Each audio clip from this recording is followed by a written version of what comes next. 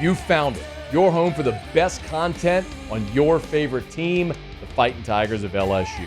Do us a favor, subscribe to the channel, leave your comments below, and be sure to smash that like button.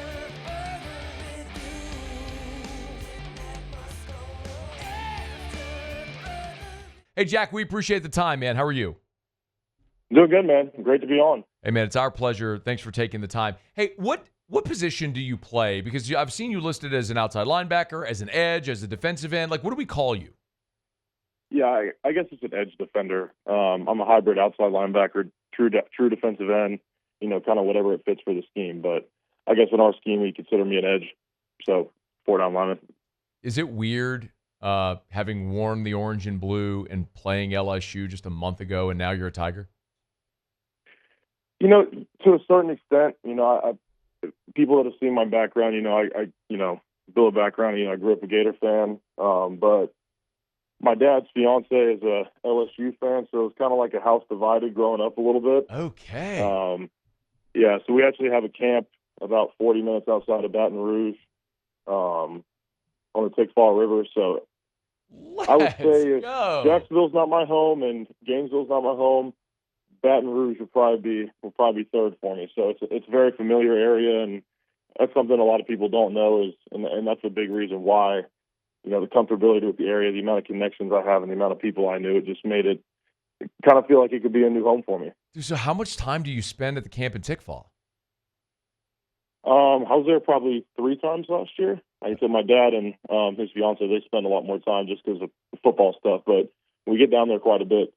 Okay, I don't mean to bog down on this, but connect the dots. Like, you're from Florida. How did your dad end up with a camp here in Louisiana? Just big outdoorsman, or was there family connections? How did that happen? Yeah, it's family connections. So it was my dad's fiance's dad's house, and then over the past few years, we remodeled it, and now it's in the family. So nice. Yes, sir. Very cool, man. Jack Pyburn is with us. Hey, take me through, if you would, your decision to go into the portal as a guy who obviously could have gone back to Florida, but you decided to jump in the portal. Why? What led you to that decision? Yeah, I'll tell you, number one is I just want to play for a team that fits me a little more in the scheme. I was looking to play for an aggressive 4-down defense, and that's something that Coach Baker at LSU is 100% running. He runs an attack-style defense that is trying to get after the quarterback, trying to create negative plays. So it was really about just trying to find a place where I'd be able to showcase my talents to my best extent and be able to earn opportunities, in every regard on the field and not just be labeled as a first and second down player. There was go ahead. Sorry. Yeah, I felt at Florida that I was stuck in a rotation with 2 other players that, I had, if you look at the production, look at the numbers, the stats just didn't line up with my snap count compared to the 2 guys that I was starting over. And so I just wasn't too interested in being stuck in a 3-man rotation at Florida, no matter, how much part of me wanted to be there. I felt honestly I had to make a decision for my future that would be beneficial, my interest to make it to the National Football League. I'm glad you ended it there, Jack, because I was thinking for a player like you, in a different era, you would just go to the NFL. But now with college football, the transfer portal, and NIL, you have this amazing opportunity to find a spot that fits you. You can make money. There's a lot of reasons why veteran players now choose to stay another year in school. So, would you say, is it fair to say, if not for portal NIL, you would be going to the NFL?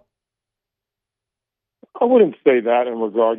I would have probably still come back to Florida for my 4th year. I'm a true junior. Mm-hmm. I'm going into my true senior season. I didn't redshirt, so I have 1 year left. And I just honestly looked at it that I had to make the best business decision for my future to set myself up in the best position, for the National Football League. And I felt that me potentially being in a 3-man rotation, just based off the numbers, the numbers speak for themselves.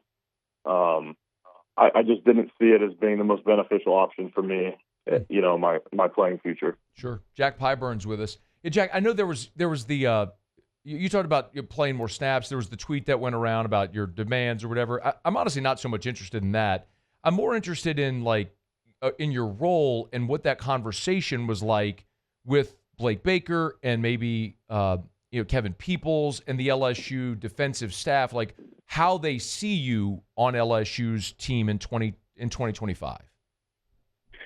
Yeah, no, they see me as being a 3-down. The goal is to be a 3-down defensive starter for the Tigers this year, and allow myself to work to the best of my extent. And honestly, I was also looking for a coach that I felt like could develop parts of my game that I know need to be focused on. For instance, my pass rush. I'm an effective pass rusher, but I want to be an elite pass rusher. And in being an elite pass rusher, you have to have an elite coach that can turn you into the product that you want to be. And just off of Coach Baker and especially Coach Peoples'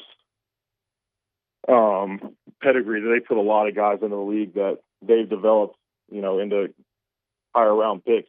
So I saw it as potential to increase my stock and become a better player. And I'm honestly just really excited to get to work and put the boots back on. I don't like sitting around and not playing ball, so I'm just ready to get to LSU and start working and finally have a healthy off season where I'm not trying to come back from an injury and I can just focus on working to my game and, yeah. Jack, did you have you mentioned Baker and Peoples. I mean, so like those guys had been in the SEC even before they were at LSU. Did you have a relationship there? Like, did they recruit you in high school, or did you know them at all? I did not, but I have, like I said, the connections in Louisiana. We had a lot of people vouching for, especially Coach Baker as a coach and as a person. So, flew in Friday night, had dinner with Saturday night, my fault, last weekend, Saturday night, and had dinner with Coach Baker, Coach Peoples, and Coach Kelly, his wife, and we were all just sitting down having dinner, and that was that was honestly what I was really looking for is the personal connection with the coaches, and being able to get that and have that feeling of not feeling as recruiting, because being a guy that's played in college 3 years, I already knew what I was looking for. Mm-hmm. It was about the relationships and the scheme fit, and being able to have those real conversations. And one thing that I love about all three of those coaches is none of them sugarcoat anything. They're going to tell you what they think, and that's what I respond best to. I'm not a big fan of coach speak. I'm not a big fan of hearing what you want to hear. I want to hear the real truth and what you think. Y'all went to Rufino's for dinner, huh? We did. I missed you by Geno's. We went to Geno's actually. Okay, I thought I was going. I missed or on I guess no, it was Sunday. Sunday night. Yeah, we were at Rufino Sunday night. Yeah, I missed you by about 20 minutes there on Sunday night, but it would have been nice to say hello in person, but probably had that opportunity later. When did just a couple more minutes? Jack Pyburn's with us. When did what did you order, by the way? What night? Rufino's. I think I got, because we had Geno's the night before. I think I got a steak and we got a ton of appetizers and. Yeah. Whit was at dinner with me too, so that was cool. I like him a lot, so I feel like I'm gonna be pretty good buddies with him. So I'm excited, definitely excited to play with him, and we're definitely gonna complement each other's game pretty well.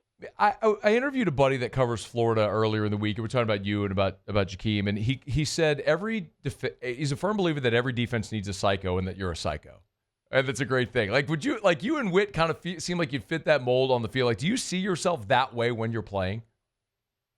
Yeah, I mean, I just. At the end of the day, I live and breathe football, man. Football is my passion. Football is my love, and it's what I care about. And I just care a lot about the game. I care a lot about my teammates. I care a lot about my performance and helping a team. But I definitely have a little crazy side of me for sure. I mean, if to play the game the way I do, you got to be a little crazy because if you're not, it wouldn't work. I love it, dude. It's so good, man. Everybody's gonna love you here. How maybe last thing, give me there's got to have been a story, a moment, keep it a little PG, but on the field, something that even maybe after a game, something you did or said that even surprised you.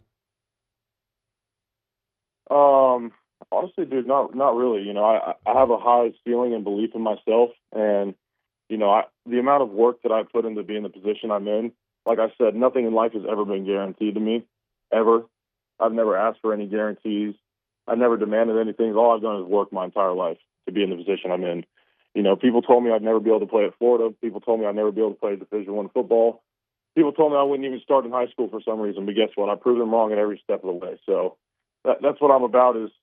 But it's not even proving anyone wrong anymore. And that's something at Florida is that I felt like I had proved everyone wrong and had already done and accomplished everything that I wanted at Florida. And that's why I felt the peace of mind that I got to go do what's best for me, not what's other people thought I couldn't do. I got to go prove myself right. And that's why I ultimately made that decision, and I chose to come to an elite program like LSU because I want to be able to showcase my talents at the best of my ability for myself and to, help that team compete and win a national championship next year. Dude, people are going to love you, man. The people here will absolutely love that mindset. Take it to the field, man. Hey, I wish you health and success and all that good stuff, man. Hope you have a great Christmas, happy holidays, and we appreciate a couple of minutes today. Thank you. Yes, sir, of course. Merry Christmas to you as well. Thank you. That's Jack Pyburn. It's our pleasure. Man, I don't know how you can listen to that guy talk for like 8 minutes or 10 minutes, wherever we're talking, and not be excited. Live, eat, sleep, breathe football, workaholic, nothing given, everything earned, wants to be a 3-down player, wants to go where he can maximize himself, wants to be coached by coaches that are going to tell him the truth, not sugarcoat anything to make him better. Elite. Said he's a good edge rusher, wants to be an elite edge rusher, needs an elite edge coach. Dude, I mean, I understand why if you're a coach and you're looking for a defensive end, an edge player in the portal, and you sit down and talk to that guy and you put on the film where he had 60 tackles as an outside linebacker, edge player for Florida last year. I mean, you put that out there and you go, oh, and he's got that mentality? And he's a 3-year contributor going into his 4th season of college football? Oh, people are going to like him. Hey, thanks so much for watching. Please leave your comments. I love to interact. And be sure to hit the red subscribe button below.